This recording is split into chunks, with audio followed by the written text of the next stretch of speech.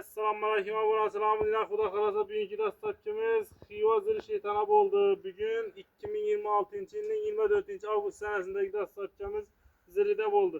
Ata tanıdığını gördünüz mü? İş atamıza kelip verdik yine. Gördük, yaxşı oldu. Narman nimeken tanıdığını xaladınız mı? Xaladı da var, normal.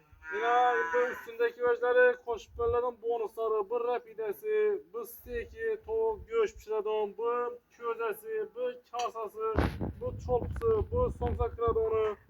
Şunun zamanevi köşme tandırla gerek olsa, pestenle verilen kaldırıp eden müracaat kılaverse.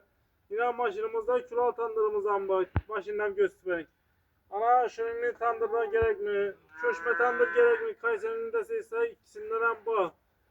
Milletlerimize bir fark olmak halde bir like'larını basıp kanalımızda yeni olsanızda eki yapasınızlarımıza cömert koyamız.